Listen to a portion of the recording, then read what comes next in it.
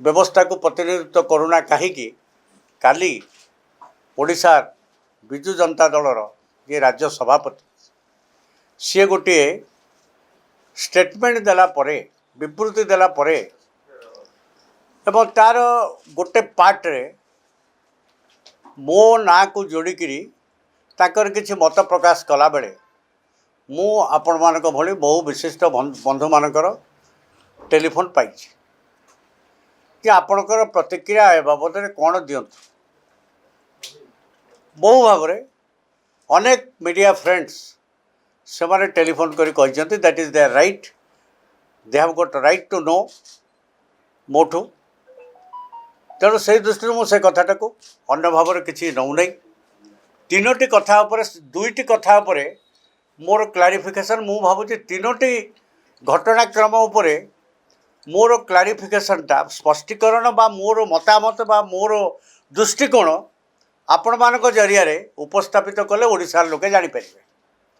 प्रथम कथा first statement leader of opposition cum Biju Janata Dal सभापति जे ओडिशा रे 24 वर्षर मुख्यमंत्री वर्तमान पूर्वतन मुख्यमंत्री श्रीजुक्त नवीन पट्टनायक महोदय से तीनटा भागे विभक्त करी काली सांबादिक बंधु मानक जहाँ कहले मु शुणिली परे जे सेठी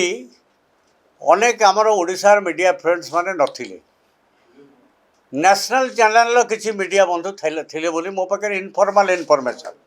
मत पचारे मुझे जस्टिफाई करें but this is my information that means Odisha अस्मिता गोटे आंचलिक दल हिसाब से प्रतिनिधित्व करुवा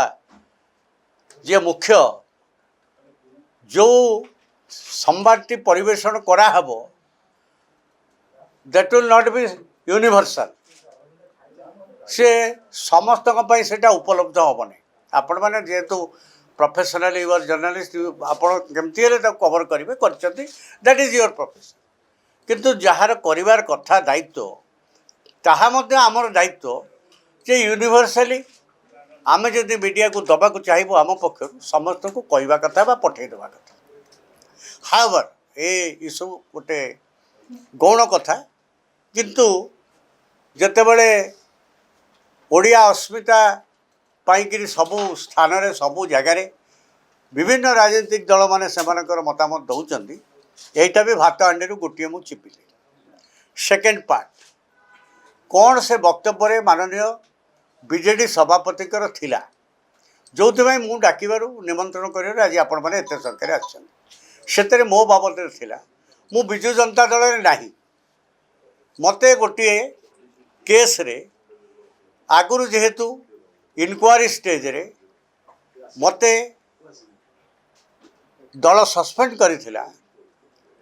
आज पर्यंत मु दल रे नहीं बोली ताकर जो ऑफिस से यही भाया फीडबैक देखी मु भावुँ बाई नाउ मते आपण मानक आउ देखैबा को पड़िबनी आपण माने निश्चित जेहेतु संवादपत्र जगतर प्रतिष्ठित व्यक्तित्व माने आपण माने अछंती बाई नाउ जानी थिबे 2017 मसीह जो कारण पाई मते सस्पेंड करा जाइथिला सेटा जेहेतु न्यायालय रे सबजुडिस हो गला एवं तार कौन सी निर्णय आसी पहुँचला नहीं दल सेते बेले बोधे विचार कला केते दिन पर्यंत आमे हैंग करी रखिबू तेणु कोर्टर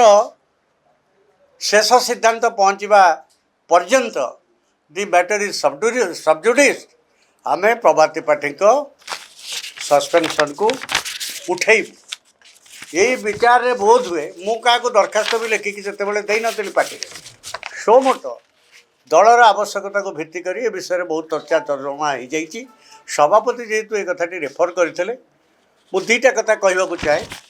जो चिटफंड मैटर रे सस्पेंड कराइला बोली कहुच्छी that matter is under sub judice stage